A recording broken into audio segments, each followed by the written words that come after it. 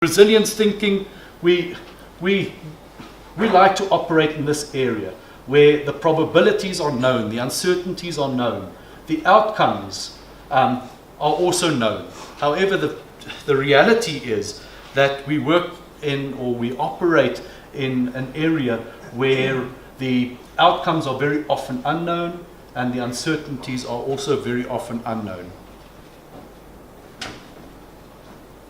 Just two quick thoughts.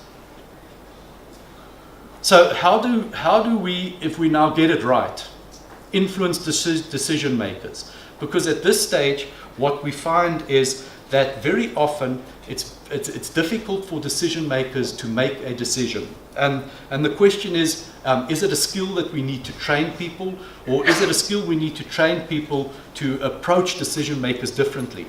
And the way that we can influence decision making is to first of all understand how people react when they are confronted with decisions, and then actually how to change our approach in getting people to make the decisions.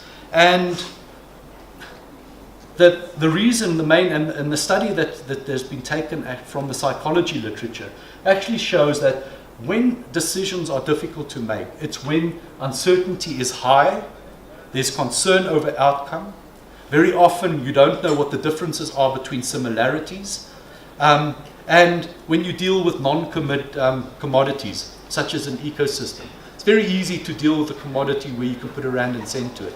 But if you deal with non-commodities, how do you make that decision?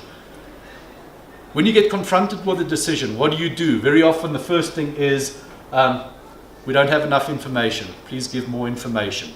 So increase the amount of information that needs to be provided. Or defer the decision.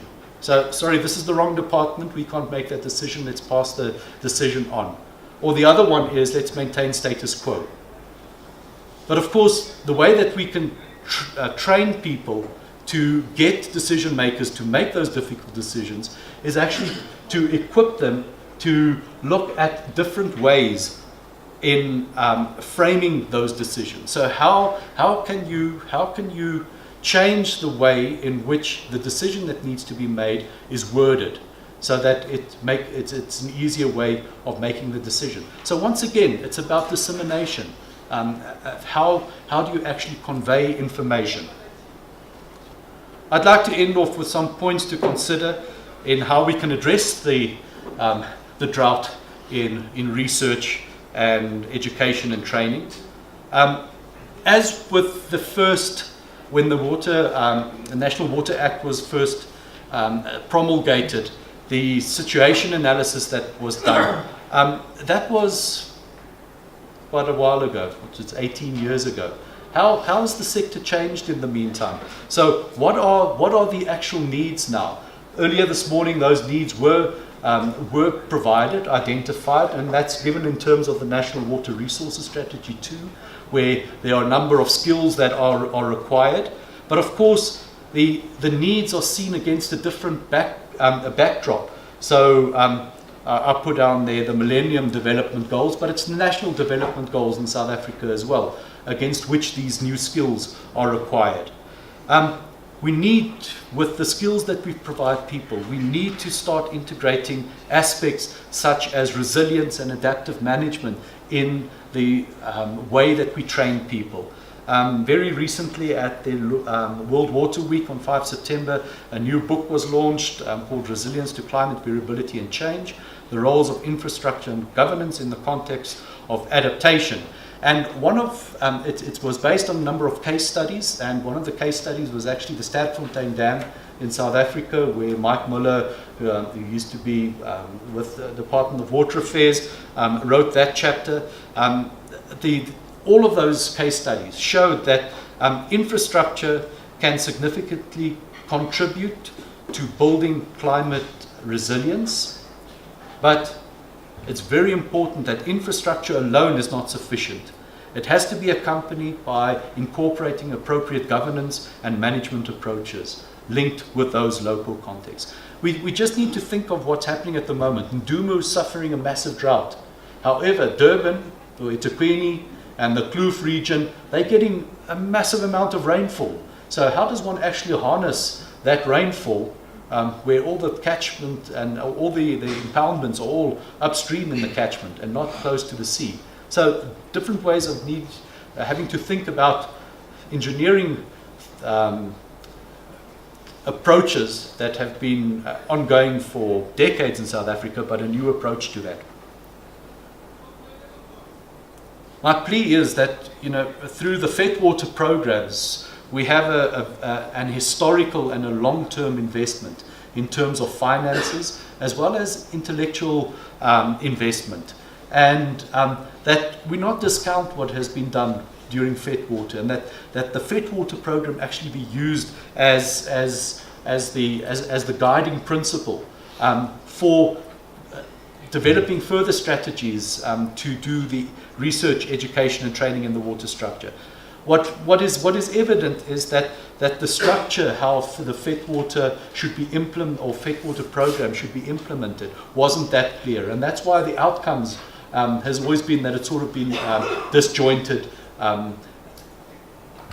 What got me to thinking was, and that's why I really liked the presentation by Kevin, where he was talking about the water hub and a central component, a central aspect with a whole lot of input. And this is the way that the DST platforms operate, the hub and spoke models. So something to perhaps think about. Chris will be talking on Ward, a proposed centre at Wits. I just put that in there because when I looked at the program, I thought, well, let's have a look at, just using an example that would be here today, is if you have a hub related to a certain problem that's been identified for training research needs in the water sector, an institution with the capacity can take on the responsibility for acting as the hub, and then the spokes would be other institutions, be it academic institutions, science councils, water service utilities, whatever it might be, form part of that spoke. What that allows us to do is then to translate research and training needs into education programs. However, what is extremely important is that it has to be in very close cooperation with the relevant government departments, in this case, Department of Higher Education and Training, because we cannot afford for a decade to go by before that need is translated into some form of mechanism to train students or people to address that need. It needs to be fast-tracked then, and the next very good example here is the DST's development of the MSc program in nanotechnology, that it took approximately 18 months from initiation to presenting the first master's degree in nanotechnology. And this is a degree that's offered between institutions. So one degree program, one curriculum, but 4 or 5, I'm not quite sure, I can't quite remember, universities that actually co-present this degree. What does it mean? It means that my own subsidy, I have to look after my interest. That needs to be set to the side because we are sitting with a crisis in terms of training and research in the water sector. And an excellent book by John Covey on the speed of trust. If partners in this consortium work together within a trust relationship, and there's no thinking, but how am I going to benefit? How are we all going to benefit? Then this works very quickly. Kevin also mentioned about the landscape in which tertiary education operates at the moment, and it's well known that with the fees must fall, that universities without an increase in fees cannot operate as they've been operating. Things need to change. And how does that influence new programs? How does that influence the way in which new programs are presented? Off campus, as Kevin showed us just now? Or do we look at different ways of presenting these programs? Using the hub and spoke model, there's an opportunity of private sector to start funding positions. The big call for fees must fall was greater involvement of private sector within the funding of tertiary education in South Africa. And this is in the form of research chairs and the hub and spoke nodes. Perhaps looking at the Water Research Commission ring fencing funding for these hubs and their different spokes, so that there's dedicated research towards those needs that have been identified. And of course, the student bursaries allocated through, once again, for that specific hub, dedicated DTS, they wouldn't like that, DST funding for those student training. So, I'd like to end off with a point to ponder. Are we really in this capacity drought? I think that we have, over the past decades, developed very good frameworks, very good ways of conducting science, developing tools that are of national and international quality and importance. However, the way in which we package them and the way in which we address skill shortages would have to be revisited in order for us to make a meaningful contribution. Thank you very much.